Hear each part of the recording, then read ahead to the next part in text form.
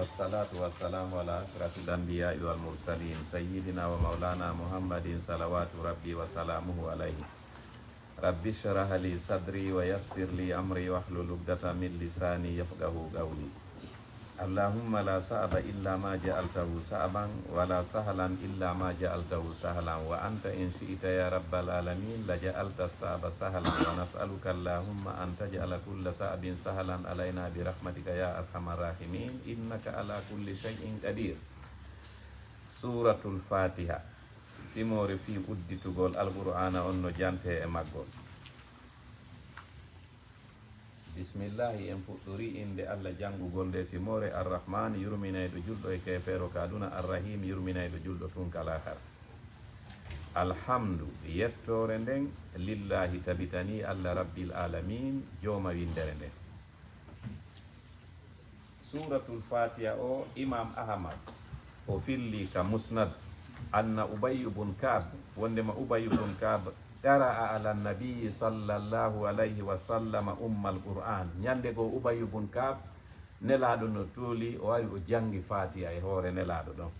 Nelaɗo nani tawi o lanni jangude Fatiha on fof kanko Ubay ibn Ka'b. Fa qala rasulullahi sallallahu alayhi wa sallam nelaɗo ma kanimo wallazi nafsi biyadihi, mi wondiri on mo wonki an ki woni e jungo mum ɗum ko Allah. Ma unzila fit tawrat tippinaka ka tawreta, wala fil injil tippinaka kadi ka linjil, wala fi zabur tippinaka kadi ka zabur, wala fil furqan tippinaka kadi hay ka alqur'anare misluha sifa Fatiha. Defte tippiɗe ɗen tawrat Musa on e linjil Isa on e zabur Dawud on e qur'an on tigi wano Fatiha ala e majje ɗe fof majje ko ɗum nelaɗo ma. Wa hiya sab'ul masani ko Fatiha innete ayeji jeeɗi filliteteɗe e nder julde. Ñande o ñande an julɗo a jangga e Fatiha laabi sappo e jeeɗi. Ɓay si a juuli wagtuji ɗin joyi a répéta e Fatiha ko ɗum woni almasani koko fillitete e aran, ko ɗum woni sab'ul masani ko Fatiha innete ɗum. O inni wo hiya sab'ul masani wal qur'anul azim alladhi utituhu, wo ko Fatiha woni ayeji jeeɗi filliteteɗe e julde e alqur'ana ko lutti kon e qur'an, wo ko ɗum ɗon woni ko Allah okkimo. Ko ɗum waɗi ka suratul hijri si a yiya ɗon Allah no ini ɗon wala gad ataynaka gomɗi men gokkima yo nelaɗo sab'an minal masani, ayeji jeeɗɗi firiteteɗe e julde ɗum ko Fatiha wal qur'an al azim e alqur'ana tedduɗo. Alhamdu yettore nde lillahi tabitani Allah rabbil alamina joma windere nden. Ar-Rahman yurminayɗo julɗo e kefeero kaduna, Ar-Rahim yurminayɗo julɗo tun kalahara. Maliki jeyɗo, siko maliki haray ko lanɗo. ɓayno ko goo e haray ko maliki yawmi din windi ɗon haray maliki on ɗon ko lanɗo firete ɗo maliki on ko jeyɗo. Maliki jeyɗo yawmi dini ñalande joddi kuuɗe. Iyaka ko antum na abudu men rewata, wa iyaka ko antum nasta'inu men ɗaɓɓirta ballal. Ihdina fewnu men assirata e laawol almustaqima fewugol ngol. Sirata alladina laawol ɓen an amta ɓe neminɗa alayhim e dow muɗum, gayril mahdubi hara wona ɓen ɓe tikkere ma nde woni alayhim e dow muɗum, wala dallin wona majjuɓe ɓen, amin. Suratul Baqara simore fi nagge rewe no jante e maggol. Bismillahi en fuɗɗori inde Allah nde jangugol nde simore. Ar-Rahman yurminayɗo julɗo e kefeero kaduna, Ar-Rahim yurminayɗo julɗo tun kalahara. Alif lam mim, ko Allah tun andi ko muy e ɗe karfe makko ɗo tati. Dhalikal kitabu, nde deftere teddunde, la rayba sikke wo ala fihi e mayre, hudanko nde peewal lil muttaqin wonande hulayɓe Allah ɓen. Wonɓe non woni hulayɓe Allah ɓen. Al-Qur'an yufassirul Qur'an, ɗo aya Qur'an no firude Qur'an. Alladhina ko ɓen woni ɓen yu'minuna gomɗinayɓe bil ghaibi ko wirni kon. Ɓe aali Allah me ɓe gomɗini mo wooda, ɓe aali malaika ɓe gomɗini malaika no wooda, ɓe aali yiite aljanna me ɓe gomɗini ɗum fof no wooda. Ko ɗum woni bil ghaibi gomɗingol ko wirni. Wa yuqimuna salata, hiɓe ñinna julde nden e fewndo waktu mayre. Wa mimma razaqnahum, e yoga konko men arsikiɓe kadi yunfiquna hiɓe itta sadaka. Walladina ɓen yu'minuna gomɗinayɓe bima nden alqur'anare unzila tippinade ilayka faade maɗa e annabijo, wa ma e ɗeya defte unzila tippinanoɗe min qablika ado maɗa, wa bil akhirati fi immital ngal kalahara hum kamɓe yuuqinun ko fellituɓe yanana wondema mo maayi immitoto. ulaika ɓe sifaɓe ɗi sifaji moƴƴi ɗo ala hudan ɓe woni e dow peewal min rabbihim immorde ka joomi maɓɓe. wa ulaika ɓe sifaɓe ɗi sifaji moƴƴi ɗo humul muflihun ko ɓe woni maloyteɓe ɓen. allahumma ja'alna mahum. inna alladina no ɓeya noon kafaru yedduɓe sawa'un no fota tek alayhim ɓe dow maɓɓe a andartahum si a waajike ɓe am lam tundirhum ma a waajaki ɓe la yuminun ɓe gomɗinta ko ko addanɗaɓe. khatama allahu allah noti ala qulubihim ka dow ɓerɗe maɓɓe wa ala sam'ihim e ka dow nanɗe maɓɓe wa ala absarihim e ka dow gite maɓɓe ghishawatun cuddu majjere wa lahum no wodani ɓe adabun leppe azimum mawnude. wa minan nasi no woodi e yimɓe ɓen man yaqulu ɓen ɓe no wiya amanna billahi min gomɗini allah wa bil yawmil akhiri min gomɗini ñalade sakkitinde nden wa ma hum kono hara ɓe wonali bi muminin gomɗinɓe ka haqiqa. yukhadi'una allaha hiɓe jamfade dina allah kan walladina hiɓe jamfade kadi ɓen amanu gomɗinɓe wa ma yahda'una kono ɓe ala e jamfade illa anfusahum siwona hoore maɓɓe wa ma yash'urun kono ɓe sowa andude ko hoore maɓɓe ɓe woni jamfade. fi qulubihim no ka nder ɓerɗe maɓɓe maradu ñaw sikke fa zadahumullahu allah ɓeydani ɓe marada ñaw sikke wala hum nodani ɓe adabu lette alimu musude bima kanu sabu ko ɓe laatino kon yakdibuna hiɓe fenayno. wa ida qila lahum si ɓe wi'anama la tufsidu wata on bonnir geddi fil ardi ka leydi galu ɓe inna innama nahnu andeno menen muslihuna ko min moƴƴinira ɓe ndi dewal. ala nane famon innahum no kamɓe humul mufsidun kamɓe tigi woni bonnoɓe ɓen walakin kono no la yashurun ɓe so'a andude. wa ida qila lahum si ɓe wiyanama kadi aminu gomɗine kama amana nnasu wano yimɓe ɓen gomɗiniri noon ɗum woni sahabaɓe nelaɗo ɓen galu ɓen a nu'minu emen gomɗiniray kama amana sufaha wano ɓen komoɓe gomɗiniri ɓenni kamɓe kala hooliɗo mo maayi immitoto on ko komojo no. joma daali ala nane famon innahum no kamɓe humus sufaha kamɓe tigi woni komoɓe ɓen walakin kono la ya'lamun ɓe anda. wa ida laqu lladina si naafiqiɓe ɓen fotti e ɓeya amanu gomɗinɓe galuɓe inna ɓen amanna minen kadi min gomɗini. wa ida halaw si ɓe ruttitike ila shayatinihim faade ka hooreɓe maɓɓe bomɓe ɓen galuɓe wiyana ɓen inna no minen ma'akum meɗen wondi e mon ka keferu innama nahnu ande no minen mustahzi'un men jalay woni julɓe ɓen. allahu allah yastahzi'u bihim o yoɓay ɓe jalnori maɓɓe on wa yamudduhum o ɓeydana ɓe fi tohyanihim ka bewre maɓɓe ya'mahun ɓe wembo. ulaika alladina ko ɓe woni ɓen istaraw dalalata suɓiɓe majjere nden bil huda e dow peewal ngal. fama rabihat tonaki tijaratuhum julaku maɓɓe ngu wa ma kanu ɓe laataki muhtadin handitiɓe feewi. mathaluhum misal maɓɓe ka angal nafitorgol waajuji ɗin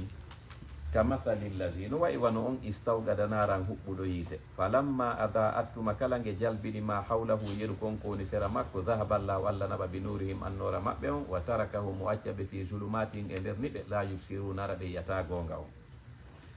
summum ko faaɗuɓe bukumum boɓiɗuɓe umiyum bumɓe fahum kamɓe la yarji'un ɓe ruttotako e peewal. aw ka sayyidin ma ɗum misal maɓɓe no wayi wano duulere ka wembere maɓɓe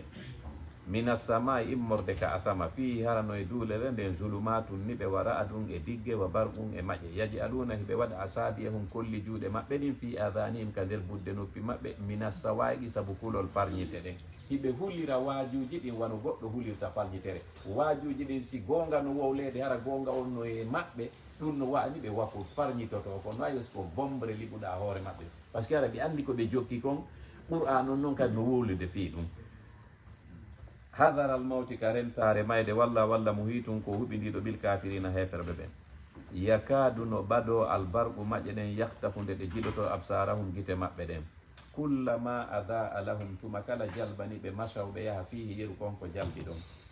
wa ida ajlama si niɓɓiti alayhim e dow maɓɓe qamu ɓe daro walaw sha allahu si allah no falano la dahaba o naɓa e bi sam'ihim nanɗe maɓɓe ɗen wa absarihim e gite maɓɓe ɗen inna allaha no allah ala kulli shay'in e dow kala hunde gadirun ko wawɗo. ya ayyuhannasu konon yo yimɓe ubudu rewe rabbakum joomi mon alladi on halagakum taguɗo on walladina o tagi ɓeya kadi min qablikum adinoɓe on la allakum bela jonon tattaqunon hulay allah. alladi on allajo ja'ala lakum waɗanɗo on al arda leydi ndin firasan weƴƴitandi wassama o waɗi asama on bina an kippodi wa anzala o teppini mina sama immorde ka sama ma an ndiyan fa akhraja o yaltini bihi sabu argon ndiyan ɗan minas samarati noneji dimɗe risqan lakum arsike fimon onon yimɓe ɓen fala tajalu lillahi awa wota on waɗan allah andadan yeruɓe wa antum hara onon tigi talamuna hiɗon andi o mara yeru ɓay hay goto wata addude ndiyam on mbo wawi saƴingol ndiyam sa andi ɗon ɗum ɗo wawata wonde donc a mara a waɗata allah o hay waɗantamo yerujo par ce que o mara yeru ko waɗata kon hay goto waɗata sifa mum wa in kuntum si on laatike kadi fi raybin hiɗon e sikke hiɗon sikkiti mimma nazzalna immorde nde alquranare nde men tippini ala abdina e dow jiyaɗo amen on faatu awa onon kadi adde bi suratin cortewol gotol pet min mislihi sifa alquran wadu noddon shuhada akum seedeɓe mon ɓen ko walla on min dunillahi ko woori allah in kuntum si on laatike sadigina ko gonguɓe wonde makko nelaɗo sinci alqurana onon kadi sinci e cortewol gotol pet wano alqurana fa in lam tafalu si on waɗali ɗum so on moƴƴinali suratulol nandugol e qur'an walan tafalu on wawatali kadi waɗugol ɗum fattagol nara awa huule yite ngen allati ngen waɓudu ha nge huɓɓitirede mum annasu ko yimɓe heferɓe wal hijara pe kaaƴe sanamu o yiddat nge kandiranama dil kafirina heferɓe ɓen wa bashiri lladina weltinirɓen amanu gomɗinɓe wa amilu salihati ɓe golli farilla ɓe dewtina fiila anna lahum wonde man wodani ɓe jannatin aljannaji tajri harano ila min tahtiha e limaji alan haru canɗi kullama rusiqu tuma kala ɓe arsika min ha ka aljanna ton min samaratin dimɗe leɗɗe risqan arsike qalu ɓenna hadha allazi ko ɗum ɗo tigi rusiqnamen arsikanomin qablu ko adi wa utu bihi hara noon hiɓe addaneɗen dimɗe mutashabihan no nandi mbaɗi kono no seedi dakamme walahum hara no wodaneke ɓe kadi fiha ka nder aljanna aswajum sonnaɓe mutahharatu laɓɓinaɓe fi lordu kala ko anduɗa ko innete tuundi ala e hurul ayni ɓen ka aljanna rewɓe ɓen kaduna ɗo fof durma yalta e kakine maɓɓe ka ɓe hartoto kadi ɓe tutta ɓe ɗojja ka ɓe fiiloto kadi lewru be lewru mais rewɓe ɓen ka aljanna ɓe fiilotako durma yaltata ka kine ɓe hartotako hay ɓe tutta kala ko anduɗa ko innete tuudi ala e maɓɓe ko ɗoni mutahharatu laɓɓinaɓe fiilon wa hum hara kamɓe fiha ka aljanna ton khalidun ko hoddiraɓe luttinede ya ayyuhallazina kono yo ɓen amanu gomɗinɓe kutiba farlama alaykum ɓe dow moɗo awa men ɗo ɗen ɗerol ngol no manki awa adumi ɗuma noon andi nde ɗo defte inna allaha no allah la yastahi o accata an yadriba nde o waɗata mathalan misal ma ba'uda tan yeru ko fotata e sonsoli wi ko fiyonnugo aya ɗo tippi o aya ɗo ko alyahudanko ɓen nani fi ka allah wowli ɗon fi coŋgi ɓe enni mais est ce que o alqurana ko haala allah ni est ce que allah wowlay fi coŋgi allah inni mi wolay hay fi sonsoli wi si miɗo faala waɗgol exemple oɗon o inni ɗo inna allaha no allah la yastahi waccata an yadriba nde warta mathala misal ma bawɗo tan yeru ko fotata e sonsoli wi fama fawga ha e konkoni sengo dow sonsoli wi kadi e fanɗugol fa amma alladina amma ɓen amanu gomɗinɓe fa yalamuna ɓe anda e annahu no alqur'ana alhaqqu ko gonga min rabbim immorde ka joomi maɓɓe wa amma alladina amma noon ɓe a kafaru yedduɓe fa yaquluna ɓen noon kadi inna e maha arada llahu kon ɗum allah fandi bi hada masalan e ngal ɗo misal kon ɗum allah waɗanta misal o waɗa e coŋgi ma e sonsoli wi e yudillu bihi allah no majjidira ngal misal kathiran ko ɗuuɗi wa yaadi bihi mo fewnira kadi ngal misal kathiran ko ɗuuɗi wa ma yudillu bihi kono majjinirta ngal misal illa alfasiqin sona ɓen yaltuɓe doktare alladina ko ɓen woni ɓen yanquduna firta e ɓe ahadallahi ahadi allah nin min mbaɗi mithaqi ɓawo haɓɓede ahadi ni wa yagtauna ɓe taƴa ma ɗan en ɗan amarallahu ɗan allah yamiri bi e mum a yusara yo tokke wa yufsiduna ɓe bonnira geddi fil ardi ka leydi ulaika ɓe sifaɓe ɗi sifaji gonɗi ɗo humul khasirun ko ɓe woni hayruɓe ɓen kayfa takfuruna ko honno yeddirton billahi allah wa kuntum on laatinoke amwatan di e maniyu mayɗe ka ceeci babiraɓe mon ɓe fa ahayakum o wurni on summa retti yumitukum o waray on si balɗe ɗen lanni summa retti yuyikum o wurnita on kadi fi ñawore nden summa retti ilay ko faade ga makko turjauna ruttete ɗon si on maayi huwa alladi ko allah woni on halaga lakum tagan ɗo ma fil ardi konko woni ka leydi jami an dendagal summa stawa retti o fotodiri ila sama e faade ka asama fa sawwa hunna o fondidirɗi saba samawatin jeeɗiɗi kammuli wowa kanko bi kulli shay'in kala hunde alimum ko anduɗo wa id qala rabbuka jandutuma de joomi ma dalanno lil malaikati malaikaɓe ɓen inni no min jailum komi waɗo fil ardi ka leydi ton khalifatan lontotoɗo qaalu malaikaɓe ɓen inni mo atajalu e waɗa e fiya ka leydi to man yufsidu fiya ɓen ɓe no bonnira geddi wa yasfiku dima'a ɓe rufa ƴiiƴe tooñe wa nahnu no menelle nu sabbihu meɗen subun hinanoma bi hamdika meɗen yette kadi wanu gaddi sulaka meɗen laɓɓinanma dewal ngal qala allah taali inni no min alamu miɗo andi ma la taalamun konko onon on anda wa allama adama allah andini baba adama al asma inde piiji ɗin kullaha kala majji thumma refti aradahum o weeɓiti piiji ɗin alal malaikate dow malaikaɓe ɓen fa qala o taali ambi uni yetelam bi asma'i haula inde ɗiɗo piiji in kuntum so laatike sadikina kon gonguɓe wondema ko noon hani lontagollanka leydi ɗaalu ɓenni subhanaka senade wodanima la ilma lana gandal alana men illa ma allamtana si wona yeru konko andinɗa men innaka noon antal alimu an woni anduɗo alhakimu ñeñuɗo qala allah daali ya adamu hey ko an yo adama ambihum yetiɓe bi asma'ihim min ɗe piiji ɗin o wowlani ɓe falamma ambahum ɓay o yetike ɓe bi asma'ihim inɗe piiji ɗin qala allah daali alamma gullakum mi yetanoki on innino min alamu miɗo andi hayba samawadi ko wirni konka kammuli wal arde ka leydi wa alamu miɗo andi kadi ma tubduna konko feññinto wama kuntume konko latno ɗon taktumuna heɗon suuɗayno wa id gulna jantotumande men dalanno lil malaikati malaikaɓe ɓen usjudu sujjane li adama fa sajadu ɓe sujji illa iblisa sona iblisa aba o sali wastakbara o mawnintini wa kana o laati min alkafirina jeeyaɗo e yettude wa gulna min wi'i ya adamu ko an yo adama uskun hoɗu anta an wa zawjuka e sonnajo ma on aljannata ka aljanna wa kula ñaamo min ha immorde ka aljanna toon ragadan e yaajede haythu shi'tuma nokku kala ka faalira ɗon wala tagraba wota on ɓatto noon hadihi sajarata ngal ɗo leggal fatakuna sakko laatoɗo mina zalimina jeyaɓe toñuɓe hoore mum fa azallahuma sowinsini ɓe asheytanu cheytane an ha gay leggal ngal fa akhrajahuma o yaltiniɓe mimma kana fihi e on nemamo ɓe laatino e mum ka aljanna wa gulna min wiyani ɓe ihibitu awa jippe ka leydi baɗukum yoga moɗon libadin wonande yoga aduwum ko añidiroyay ɗum walakum no wodani on kadi fil ardi ka leydi mustagar um ñiɓirde wa mata un e dakmitagol ilahinin ha e saayi ala ko soñjata tagaɗo wa piiji tati aduna on wi o sinca ha ñande o lanni ko ɗon probléme heɓorto ɗiɗo tati piwum ara nun kun alhirs ndereru wonki reere ɗugol hara ko woni wo ko woni yonata ɗiɗi on alhasadu gañaneni tati on attakabburu mawnintinagol hay ka circulation ɗo si a yimɓe no piira ɗo ma no yennidira ko goto e ɗiɗo waddi ɓe